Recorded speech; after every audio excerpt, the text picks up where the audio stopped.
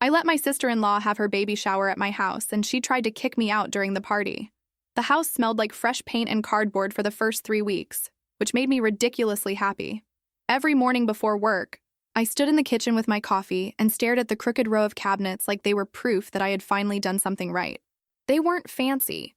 One door stuck when the weather was humid, the counters were cheaper than the sample we had originally wanted, and the back porch leaned just enough to make every glass of iced tea slide toward the railing. I loved all of it. My husband and I had saved for years. We skipped trips, drove old cars, and ate more reheated pasta than 2 adults should admit. I managed a small bank branch, which mostly meant broken printers, angry customers, and reminding grown people that yelling would not fix a bounced payment. My husband worked for a regional construction company and was assigned to another city right before we closed. The transfer was supposed to last 2 months. Then it became 4. Then his supervisor asked for a little longer, which is corporate language for nobody knows and please stop asking. So I moved into our first real home mostly alone. The house became my routine. Work, grocery store, laundry, phone call, sleep. On Fridays, I cleaned more than necessary because my husband was coming home. On Sundays, I stood in the driveway and watched him leave, then went inside and turned on every light because the silence felt less aggressive that way. I wasn't miserable. I was proud. There is a difference, and I clung to it. His younger brother and his wife lived nearby. My sister-in-law and I had always been polite in the way 2 women are polite when they know they would never choose each other as friends. She was not openly cruel. She was always measuring. If I got a promotion, she questioned whether the stress was worth it. If we went out for dinner, she mentioned that they preferred saving money. She had a talent for turning every conversation into a scoreboard while acting shocked that anyone noticed the game. Her interest in our house started quietly. She asked for pictures while we were renovating. Then she asked what our monthly payment was. Then she wanted to know how much we had put down, whether my parents helped, and if the bank gave me a better rate because I worked there. I laughed the first few times because I assumed she was curious. People ask nosy questions about houses. It's practically a hobby. Still, something about the way she looked around during her first visit made me uncomfortable. She didn't just notice the rooms, she evaluated them. She opened the pantry without asking, stepped onto the back porch, and stood in the spare bedroom with both hands resting under her stomach. "This would make such a cute nursery," she said. I smiled because I didn't know what else to do. "Maybe someday." She turned toward me, still looking around. "You two don't even know when you're having kids, though, right?" The sentence landed strangely. Not insulting enough to confront, but not harmless either. "No," I said. "We don't." She nodded like I had confirmed something useful. Then she walked back into the hall and asked whether the walls were load-bearing. I should have paid more attention to that question. I should have paid attention to a lot of things. Instead, I handed her a glass of lemonade and told myself she was nesting in other people's houses because her apartment felt small. That explanation was kind. It was also completely wrong. We had the official housewarming on a Saturday when my husband could be home for the entire weekend. My parents came early, my brother-in-law brought folding chairs, and my sister-in-law arrived wearing a pale dress and carrying a tray she later made sure everyone knew she had assembled herself. She was 6 months pregnant by then and had entered the stage where every person in the room was expected to notice her stomach before noticing her face. My sister-in-law followed me through the kitchen while I refilled drinks. "How much was the down payment again?" she asked. I looked at her. "Again?" She laughed. "I forgot." I gave her a vague answer, but that only opened the door to more questions. How much did the kitchen renovation cost? Were the appliances included? Did the previous owner leave the dining table? Was the neighborhood considered expensive? Had we stretched our budget? Did my parents contribute? She ran her fingers over the counter while asking, almost like she was checking whether the surface matched the price. At one point, she stood in the living room and announced that the space would be perfect for big family events. My mother raised an eyebrow at me from across the room. I shrugged. I genuinely didn't think anything of it beyond her usual comparison habit. Later, while my husband showed someone the garage, she cornered me near the stairs. "You're lucky," she said. It didn't sound like a compliment. "We worked for it," I said, and immediately regretted the edge in my voice. She pressed one hand to her stomach. "I didn't say you didn't." There it was. That tiny shift where suddenly I was the rude one. I softened because that was what I always did. "I know. Sorry. I'm tired." She smiled, satisfied, and asked whether the sofa was new. The party ended without any obvious disaster. Everyone hugged. People took leftovers. My sister-in-law stood on the porch longer than anyone else, looking back through the open door while my brother-in-law loaded their car. When she finally left, she told me the house had such good energy for gatherings. A few weeks later, she called while I was closing the branch. I ignored the first call because one of the tellers had a cash discrepancy, and I was trying to figure out whether we had made a counting mistake. She called again, then again. "Are you okay?" I asked as soon as I answered. "I'm fine," she said brightly. "I just need to ask you something before I lose my nerve." She explained that every event space she had contacted for her baby shower was too expensive, too small, too ugly, or available only on dates that didn't work. Her apartment couldn't hold more than a few people. Her mother had offered her backyard, but apparently the bathroom was not guest-friendly, which I still don't fully understand. Then she said, "Your house would be perfect." She rushed ahead before I could answer. She would handle the food. She would clean. She would decorate. I wouldn't have to do anything. It would only be close friends and family. The weather should be mild, so people could use the porch and yard. She said it would mean so much to her. Then her voice cracked just slightly, enough to remind me she was pregnant and stressed and apparently one unavailable event hall away from emotional collapse. I hesitated. She heard it. "Please, I know it's your house. I wouldn't ask if I had another option." I thought about the empty weekdays. I thought about how hard my husband had been trying to keep peace in his family while working away. I thought maybe doing something generous would make my sister-in-law stop treating me like an opponent. Mostly, I thought saying yes would be easier than explaining why I wanted to say no. "Okay," I said. "As long as we agree on the guest count and nothing gets changed without asking me." She squealed so loudly I had to pull the phone away from my ear. "You're amazing," she said. "Seriously, Maris, I will owe you forever." I laughed. "Let's not make it dramatic." "Oh, I'm making it dramatic. This is saving me." We picked a Saturday when I could trade shifts with another manager. She promised she would send me the guest list and schedule. Before hanging up, she said, "This is going to be so beautiful." Planning started the next weekend and immediately became more intense than I expected. My sister-in-law arrived with a thick notebook, fabric samples, and a list divided into categories. She had color themes, table measurements, food estimates, and a sketch of my living room that included furniture I did not own. "I thought you were keeping this simple," I said. "This is simple," she replied. "You should see what I wanted originally."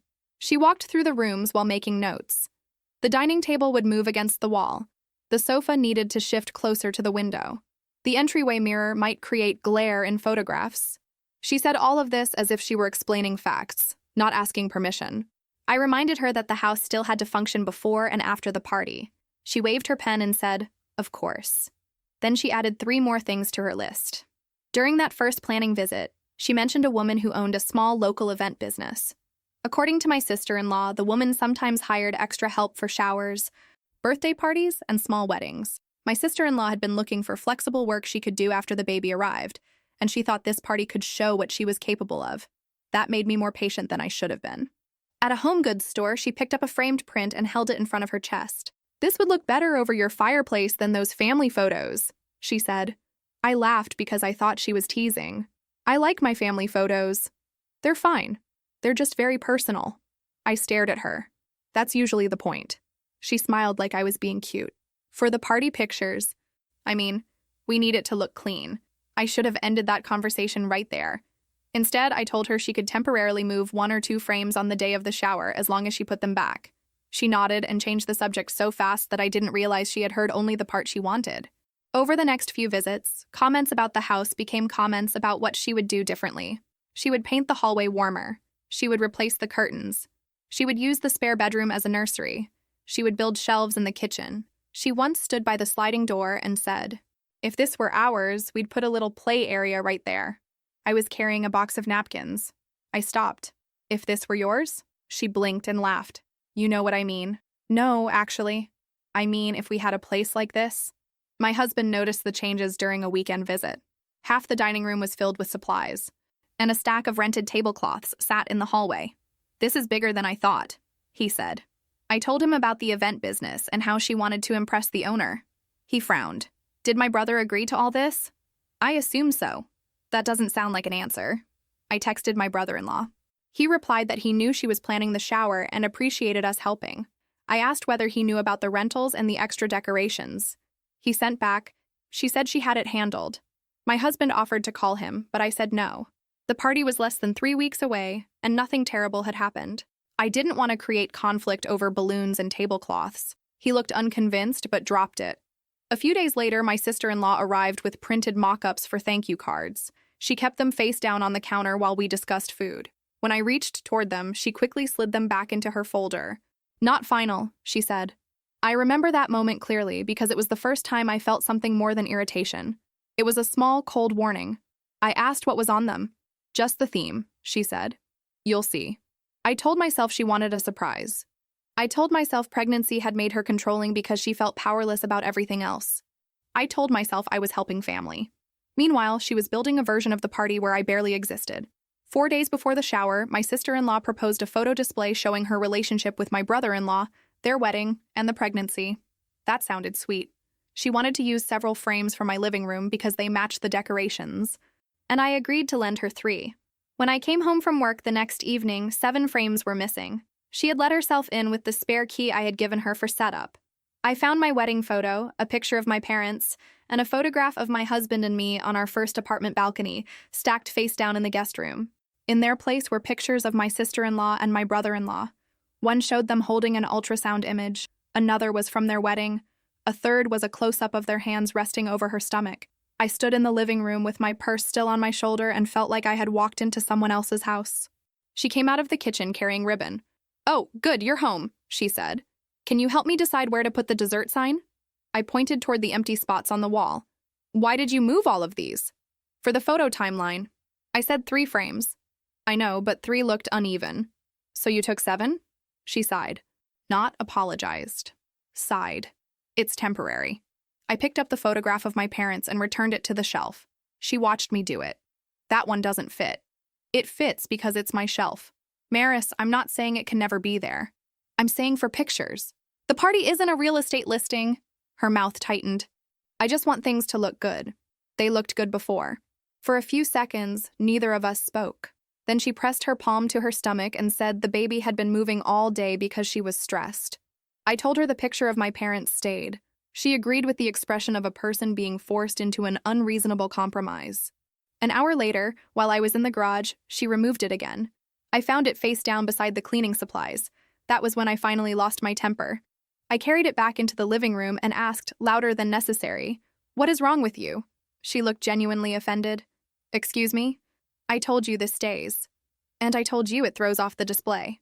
"I don't care." "Well, I do." The answer came out so quickly that we both froze. She recovered first. "I mean, I care about the party." "No? You care about controlling my house?" I apologized for yelling. I did not apologize for the picture. She left soon after, and I spent the night putting frames back where they belonged. By morning, I felt guilty and stubborn at the same time. My husband called before work, and I told him only part of what happened because I knew he would tell me to cancel the event. "Are you sure you're okay with this?" he asked. "It's 1 day." That wasn't my question. "I'll handle it." He was quiet. "You always say that right before handling something you shouldn't have had to handle." The day before the shower, my sister-in-law returned with my brother-in-law and 2 friends. She acted as if our argument had never happened. Furniture moved, boxes opened, food trays filled the refrigerator. The house slowly transformed. And despite everything, it looked beautiful. That almost made it worse. I kept helping until everything was ready, moving through the house on autopilot. The next morning, 20 minutes before guests were due to arrive, my sister-in-law stood in my kitchen wearing a new dress and asked whether I had plans to visit my parents. "Today?" She adjusted an earring. "During the shower." I laughed, not because it was funny, because my brain rejected the sentence. "You want me to leave?" She avoided my eyes. "Most of the guests are my friends. It might be more comfortable." "For who?" "For everyone." I set down the tray I was holding. "This is my house." "I know that," she said quickly. "But people think—" She stopped. "People think what?" Her face changed, just slightly, but enough. Then she said, "I don't want awkward questions about who lives here." And suddenly every missing photo made sense. I stared at her for a few seconds, waiting for her to finish the sentence. She didn't. "Who exactly thinks you live here?" I asked. She crossed her arms over her stomach. "Nobody said that. You just said people might ask who lives here." I meant they might be confused. "Why would they be confused unless you told them something confusing?" Her eyes darted toward the living room, where the dessert table had been arranged beneath photographs of her and my brother-in-law. My own wedding picture was gone again. So was the small framed photo of my husband standing in front of the house on closing day. She told me I was overreacting. Then she said she had only let a few people assume the house belonged to her because it was easier than explaining the situation. I asked what situation required an explanation. She said people in her new professional circle expected her to have a certain level of stability. I actually laughed. So your solution was to borrow mine? That's not what happened. Then what happened? Then she asked me again to leave. Not suggested. Asked. No, I said. I am not leaving my own house. She flinched as if I had slapped her. I called my husband. No answer. I called again. Straight to voicemail. Then I called my brother-in-law, who lived less than 10 minutes away and was supposed to arrive later to help with gifts. He answered, sounding half asleep. You need to come here now, I said. He heard something in my voice because he stopped asking questions. I told him his wife had asked me to leave my own house because her guests believed it belonged to them. There was a long silence. She told people what? I don't know. Come find out. The first guests entered smiling and carrying gift bags. One hugged her and said, "This place is gorgeous. You must be so excited to have all this space before the baby comes." My sister-in-law laughed nervously and glanced at me. I smiled at the guest. It is a great house. My husband and I worked hard for it. The guest looked between us. Oh, that one syllable told me everything. My sister-in-law grabbed my arm and pulled me toward the kitchen. Can you not do this right now? Do what? Introduce myself in my own home? You're making it weird. I am not the person who made it weird. My brother-in-law arrived about 20 minutes later. He found us in the laundry room arguing in whispers. She immediately changed her tone and said I had misunderstood a harmless request. He asked her directly whether she had told people they owned the house. She said no. He asked again. She said she had described it as the family house. I asked, "Did you print your names with our address?" Her face went blank. I hadn't seen the cards yet, but I remembered the mock-ups she had hidden. The question was a guess. Her reaction answered it. My brother-in-law rubbed both hands over his face. Tell me you didn't. He told her she needed to correct it. She refused. Then the woman she wanted to impress arrived. I knew who she was immediately because my sister-in-law's entire posture changed. She rushed into the hallway, hugged her, and began giving a tour. My brother-in-law followed. I stayed near the kitchen because I was shaking and didn't trust myself not to throw a decorative wooden sign through a window. A few minutes later, the woman came into the living room and complimented the house. You two found a beautiful place, she told my sister-in-law. You made it sound smaller. My sister-in-law opened her mouth. I spoke first. It's mine, I said. My voice was calm, which surprised me. Mine and my husband's. We agreed to host the shower. The room went quiet in that specific way a room goes quiet when everyone is pretending not to listen. The woman looked at my sister-in-law. I thought you said you and your husband had moved. My sister-in-law gave a little laugh. I said the family had a new place. No, the woman replied. You said your new house. My brother-in-law stepped forward before his wife could answer. It's my brother's house. We live in an apartment. The woman's expression changed from confusion to embarrassment. She apologized to me even though she had done nothing wrong. Then she asked my sister-in-law why she had let her believe otherwise. Nobody challenged her loudly. Nobody needed to. The woman stayed for less than an hour. She was polite, but whatever opportunity my sister-in-law had imagined was gone. The rest of the shower continued under a layer of tension so thick I could feel it in every conversation. People complimented the decorations and avoided mentioning the house. My sister-in-law opened gifts with a fixed smile. My brother-in-law barely spoke. I remained there the entire time. Not because I enjoyed it, because after everything, leaving would have felt like helping her finish the lie. The last guest left in the late afternoon. The moment the door closed, my sister-in-law disappeared into the guest bathroom and stayed there while the rest of us cleaned. One of her friends packed leftovers. My brother-in-law carried gifts to their car. I collected plates from the living room and tried not to look at the empty spaces where my photographs belonged. Under a stack of napkins, I found the thank you cards. Their names were printed across the top. Beneath them was my address. There was no mention of me or my husband, no wording that suggested the party had been hosted elsewhere. It looked exactly like a card sent from a couple settling into their own home. I carried one outside and handed it to my brother-in-law. He read it twice. I didn't know, he said. I believed him. Mostly because he looked like he might be sick. My sister-in-law came out and accused me of searching through her things. I told her the cards had been sitting on my table. She said the printer had misunderstood the layout. My brother-in-law asked why she approved it. She said she had been overwhelmed. Then she started crying, but neither of us moved to comfort her. They left after sunset. My brother-in-law apologized at the door. She didn't say goodbye. Before they left, I held out my hand and asked for the spare key. My sister-in-law dropped it into my palm without looking at me. As soon as the door closed, I called my husband. He answered on the first ring and said, "I'm sorry, I was on site." I told him everything. Not the shortened version, everything. The request for me to leave, the guests believing she lived there, the event woman, the cards. He didn't interrupt until I mentioned that she had removed our wedding photo again. She did what? He promised to call his parents in the morning. I told him I didn't want a family meeting. I didn't want mediation. I wanted everyone to leave me alone. Of course, his mother called before breakfast. She didn't ask whether I was okay. She said she had heard there had been an incident at the shower. My sister-in-law had apparently called her sobbing and claimed I announced to the guests that she was poor and homeless. That was creative, considering she had an apartment and nobody had used the word poor. I explained what actually happened. My mother-in-law said my sister-in-law should not have implied the house was hers, but then added that I could have waited until after the party to address it. I asked how I was supposed to wait when the lie required me to leave. She was embarrassed, my mother-in-law said. So was I. But she's pregnant. I looked at the wall where my wedding photo had finally been restored. Pregnancy doesn't transfer ownership of my house. She called that comment insensitive. While we were still on the phone, the doorbell rang. A delivery driver stood outside with 2 large boxes addressed to my sister-in-law. My address was printed beneath her name. I almost laughed. I carried one box inside and read the shipping label to my mother-in-law. She paused. "Those are probably shower gifts." "I know what they are. Why are they coming here?" "Because the shower was there." "That doesn't explain why my address is her delivery address." She told me not to make the situation worse. I said the situation had arrived on my porch with tracking labels. The second I hung up, I texted my brother-in-law and told him he had 3 days to collect any packages. I would keep them unopened in the garage. After that, I would refuse deliveries. He replied immediately and apologized again. My parents came over that evening. My mother listened without interrupting while I showed her the card and the delivery labels. My father went to the garage, counted the packages, and said, "Do you want me to build a fence?" My mother told me I had been generous and that generosity did not obligate me to participate in being humiliated. I said I felt foolish for not noticing sooner. She shook her head. "Trusting someone isn't the same as being foolish," she said. "But trusting them again without evidence would be." That helped more than anything anyone else said.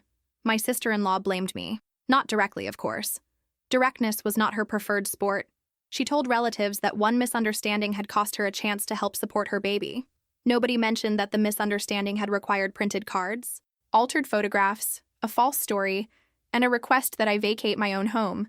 Apparently, when a lie involves enough planning, some people start calling it a mistake. For a while, I assumed the family gossip would be the end of it. I was wrong. The party was only the first loose thread. About 10 days after the last package was collected, my brother-in-law called my husband late at night. He had been arguing with his wife about money. During the argument, she accused him of monitoring her too closely, and he reminded her that they were trying to prepare for a baby on one income. She said he didn't understand the pressure she was under to make something of herself. He went to the kitchen to cool off and picked up the tablet they both used for bills, recipes, and video calls. A message notification appeared from one of her cousins. He opened it. He read the conversation. The messages went back for months. My sister-in-law had told her cousin that my husband would probably be away on the shower date. She said I hated conflict and would make a face but eventually agree. She joked that the hardest part would be hiding enough of our photographs before the event woman arrived. She described my living room as if it were a resource she had secured, not a home I had opened to her. One message said, "Once people see the pictures, they'll assume what I want them to assume." Another said, "Maris won't correct me in front of everyone. She cares too much about looking nice." That one hurt more than the rest. The messages also revealed money problems my brother-in-law hadn't known about. She had rented decorative pieces, ordered custom stationery, paid for extra food, and purchased a dress using a credit card she kept hidden. Some of the payments came from a small savings account they had set aside for baby expenses. She had told him the entire shower was being covered by gifts from family. He confronted her. She admitted spending more than planned, but insisted it was an investment in her future. She said the event woman would have hired her if I hadn't sabotaged the introduction. He asked why she lied about the house. She said everyone exaggerates when networking. He asked whether she understood that she had tried to remove me from my own home. She said I could have gone to my parents' house and avoided the whole problem. That answer was apparently the moment something broke for him. He packed a bag and went to stay with a friend. Not as punishment, he later said, but because he didn't trust himself to keep arguing without saying something unforgivable. She called his mother immediately and claimed he had abandoned his pregnant wife. By morning, the family group was full of vague messages about supporting expectant mothers during difficult times. My husband called his brother and got the full story. Then my brother-in-law sent him screenshots. My husband asked whether he could show them to me. I said yes. I read them at my kitchen table after work. I still had my name badge clipped to my blouse. My dinner sat untouched beside me while I scrolled through months of casual planning. That was what stunned me. The tone was casual. She talked about using our house the way someone might talk about borrowing a folding table. At one point, her cousin asked whether I might be offended. My sister-in-law replied, "She'll get over it. She always does." I cried then, not loudly. I just sat there with tears running down my face, feeling embarrassed that a person I had tried so hard to accommodate saw my kindness as a weakness with predictable behavior. My brother-in-law called me the next day. I told him I was sorry he was dealing with it. Then I said, "But I can't be the reason you make decisions about your marriage." "I know," he replied. "This isn't only about you." That sentence was painful and relieving at the same time. He asked whether I wanted the screenshots. I said I already had them through my husband. He told me I could use them if the family continued blaming me. I didn't plan to. Then my mother-in-law called and said I needed to stop punishing my sister-in-law because the stress might affect the baby. Something in me finally stopped caring about looking nice. The family group chat turned into a stream of indirect criticism aimed at me. I watched it happen for 3 days. My husband told his mother to stop. She replied that she was only encouraging peace. He said peace that required one person to accept lies was not peace. She accused him of choosing me over his family, and he said, "She is my family." I loved him for that. I also hated that the sentence had to be said. The final message came from my mother-in-law on a Thursday evening. She wrote that private misunderstandings should never have been exposed at a celebration, and that mature adults resolve conflict quietly. I opened the screenshots. I selected only the messages directly related to the house and the shower. I left out the financial details because those belonged to my brother-in-law. I removed anything that mentioned private medical information. Then I posted 6 screenshots with one sentence. "This is what happened, and I will not discuss it again." The group exploded. My mother-in-law called within minutes. I didn't answer. She left a voicemail accusing me of humiliating a pregnant woman and sharing intimate family communication. She never mentioned what the messages said. That became the pattern. People who wanted to defend my sister-in-law focused on the exposure because defending the actual behavior was impossible. My sister-in-law sent me a long text. She said I had destroyed her relationship with the family, damaged her marriage, and taken away a job opportunity. She said pregnancy hormones had made her act out of character. Then she said I had always looked down on her. I read the message twice. There were pieces of truth inside it. I had judged her. I had rolled my eyes after phone calls. I had resented the comparisons and sometimes answered with my own. I wasn't innocent in the history of our tension, but none of that gave her the right to erase me from my own home or present my life as hers. I replied, "I have judged you before, and I'm sure you felt it. That doesn't excuse what you planned. Do not contact me unless it is about returning something that belongs to me."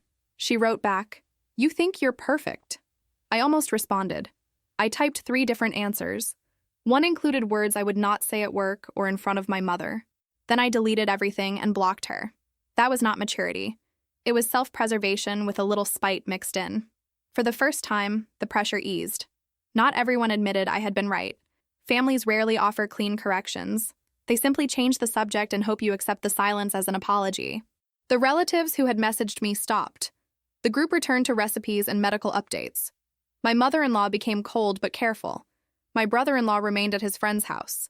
He attended appointments and paid their shared bills, but he would not return until they discussed the debt and lies with a counselor. She agreed, canceled once, agreed again, then accused him of trying to make her look unstable. He kept trying because the baby was due soon, and hope makes intelligent people repeat themselves.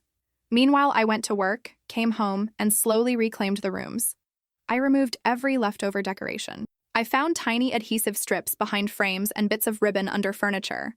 One rented stand remained in the garage, and my brother-in-law picked it up without bringing her. We talked for a few minutes in the driveway. He looked thinner. "She's still saying you ruined everything," he said. "I know." I told her the screenshots were her words. "What did she say?" "That you forced her to write them by making her feel inferior." I laughed once, without humor.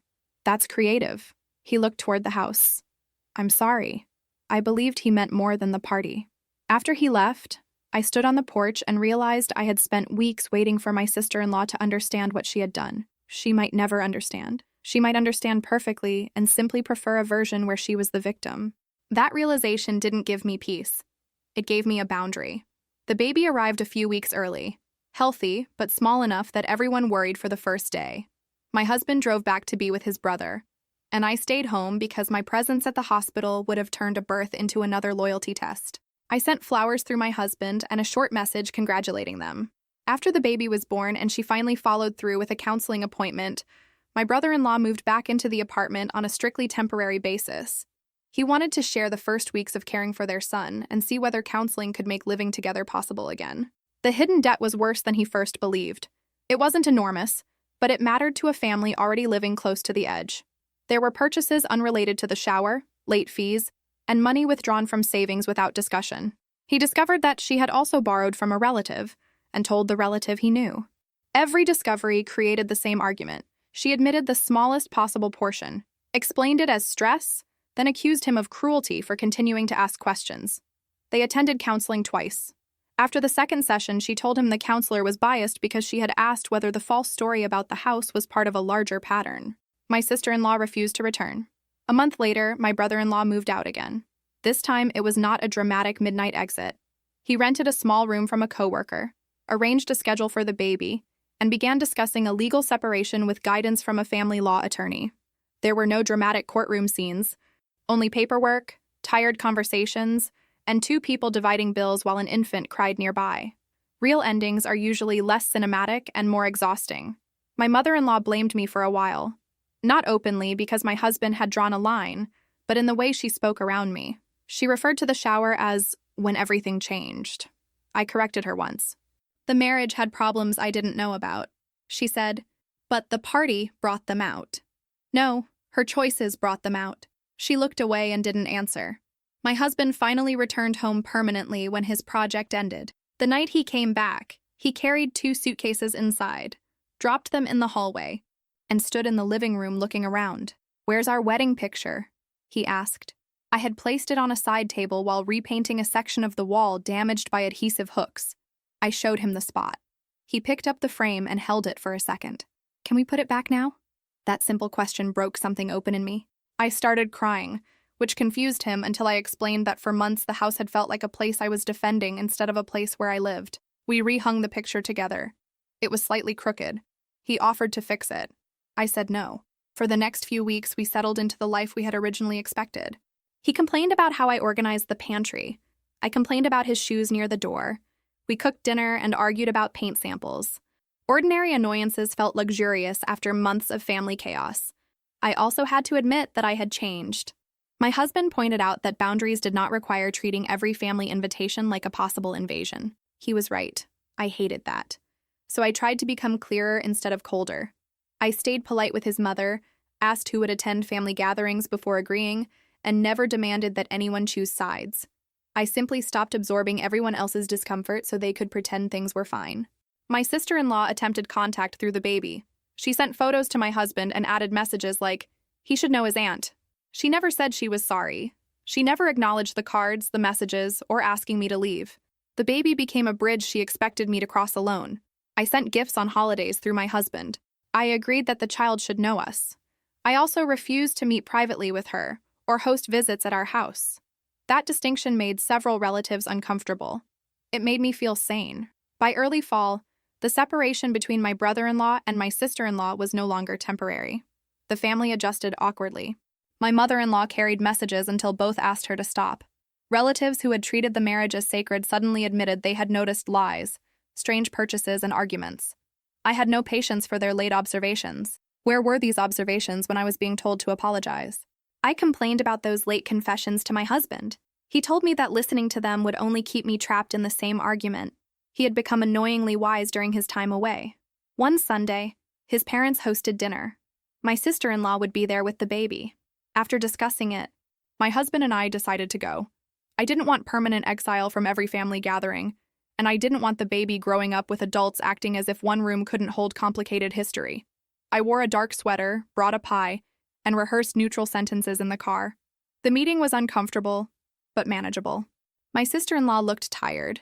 She held the baby most of the evening and spoke to me only when necessary. I said hello. I asked whether the baby was sleeping better. She said no. We both laughed, because apparently infant sleep was the one subject stronger than mutual dislike.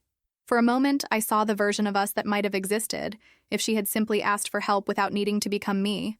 Then she ruined it. Near the end of dinner, she said quietly, "I hope you're happy." I looked at her. "About what?" She nodded toward my brother-in-law, who was packing bottles into a bag. "You got what you wanted." The old version of me would have panicked. I would have rushed to explain, softened my voice, maybe even apologized for consequences I did not cause. Instead, I said, "I wanted you to tell the truth." She looked away. Same difference. "No, it isn't." My mother-in-law entered the room before the conversation continued. My sister-in-law immediately changed the subject. In the car afterward, I told my husband what she had said. He gripped the steering wheel. "Do you want me to talk to her?" "No." "Are you sure?"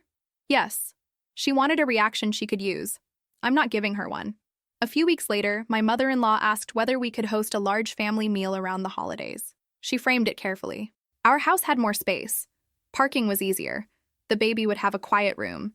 Everyone could bring food. She promised I would not have to do much. The request was so similar to the beginning of the shower disaster that I almost admired the lack of awareness. "No," I said. There was a pause. "You don't have to answer immediately." "I already did." She sounded hurt. "This isn't the same situation." "I know. I'm still saying no." She began listing reasons. I stopped her. "Our home is not available for large family events right now." "How long is right now?" "I don't know." She said the family could not keep organizing itself around my discomfort. I replied that the family was free to organize itself anywhere else. My hands were shaking when I ended the call. I had been direct, but I didn't feel powerful. I felt rude and guilty.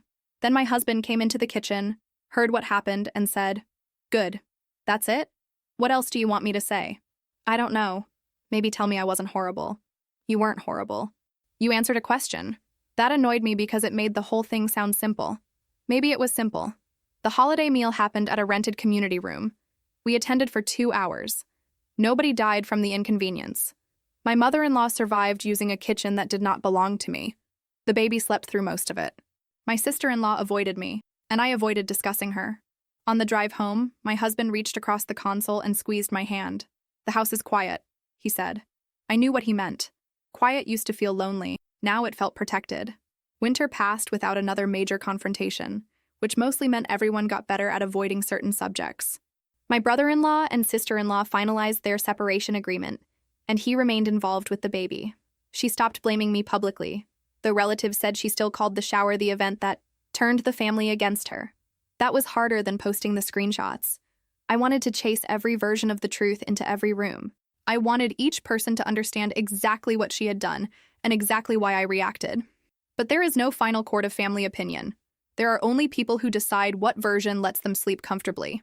One afternoon, while sorting a box in the spare room, I found the original invitation to the baby shower. I had seen it before, but I had never read it closely.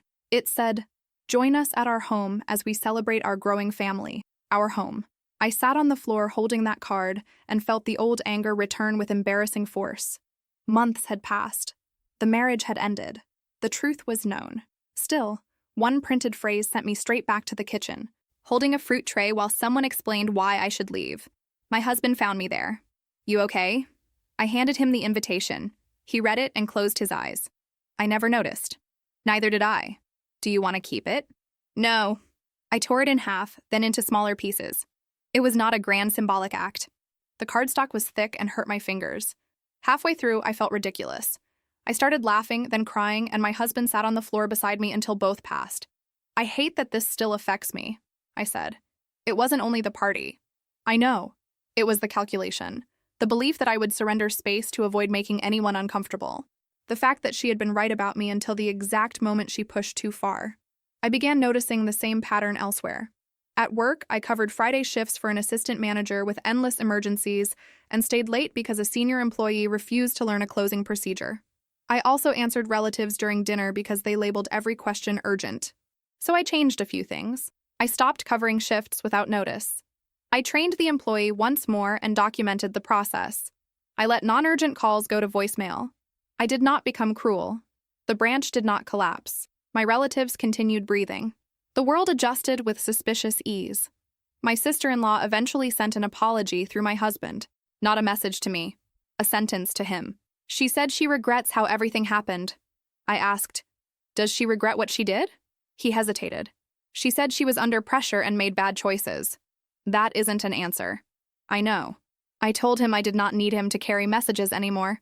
If she wanted to apologize, she knew how to reach me. He agreed. She never did. Months later, an older relative suggested holding a large family reunion at our house in the spring. She said our yard was ideal and added, with a little laugh, "As long as nobody claims ownership this time." Several people laughed. I didn't. "No," I said. The relative blinked. No to the joke or no to the reunion? Both. The table went quiet. My husband continued eating as if nothing unusual had happened. The relative said she had only been teasing. I told her the situation was not funny to me. She apologized, visibly uncomfortable, and changed the subject. The entire exchange lasted less than a minute. Nobody accused me of destroying the family. Nobody fainted. Nobody wrote a prayer in the group chat. That was the strange reward of being direct. People learned faster when I stopped decorating the answer for them. In the spring, my husband and I hosted my parents and 2 close friends for dinner. It felt ordinary, which was what I had wanted all along. My brother-in-law stopped by the next day with the baby. My sister-in-law was working, and it was his scheduled time. I had agreed to the visit because I wanted a relationship with my nephew that did not require pretending his parents' choices were mine to solve. The baby crawled across the living room, pulled himself up against the sofa, and immediately reached for a framed photograph. I caught it before it fell. My brother-in-law laughed. He likes destroying evidence. The joke surprised me. Then I laughed too. He apologized immediately, but I told him it was fine. Coming from him, it did not feel like mockery. It felt like 2 tired people acknowledging something ugly without allowing it to control every future conversation. Before leaving, he stood near the shelf where our photographs had been removed. "I should have stopped it sooner," he said. "You didn't know." I knew she was competitive. I knew she was insecure. I didn't know she'd go that far. Neither did I. He nodded. Still, I told him I did not blame him for her plan. I did blame him for not asking more questions about the money and the event, but that belonged to his marriage, not my forgiveness. He accepted that without defending himself. That conversation gave me more closure than any apology from my sister-in-law probably would have. Not because he took responsibility for her, because he recognized the reality without asking me to soften it for him. Later that afternoon, my husband and I reorganized the living room shelf. It had become crowded with pictures. Mail, keys, and a ceramic bowl my mother insisted was decorative even though it looked like a melted hat. I removed photographs I no longer liked, not because they were personal or messy, but because I wanted space. I kept the picture of my parents. I kept our wedding photo. I added one of my husband standing on the porch after he returned from the project, squinting in the sunlight with a suitcase at his feet. He came into the room carrying a toolbox. "What are you doing?" "Making this look less chaotic." He studied the shelf. I liked the chaos. "You don't dust it." "Fair." He helped me move the frames. We argued about whether the melted hat bowl should stay. It stayed because marriage is compromise and because my mother would notice within 30 seconds if it disappeared. When we finished, he stood beside me and looked around. "It finally feels like ours again," he said. I leaned against him. "It has been ours the whole time." "I know." That was the difference. Ownership had never actually been uncertain. The deed, the payments, the keys, and every box we had carried through the door had always said the same thing. What changed was whether I felt permitted to defend it without apologizing for having something another person wanted.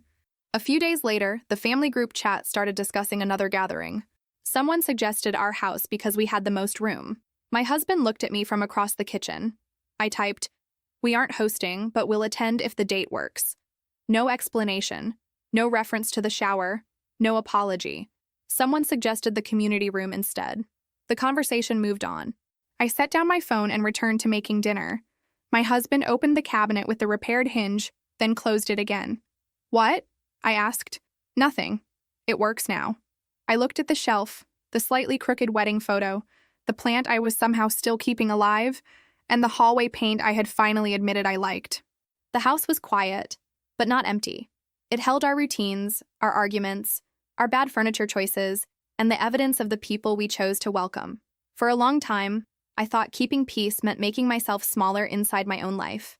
Now, when someone asked for more than I wanted to give, I answered before resentment had time to become hospitality. The answer was sometimes yes, it was often no. Either way, it was mine.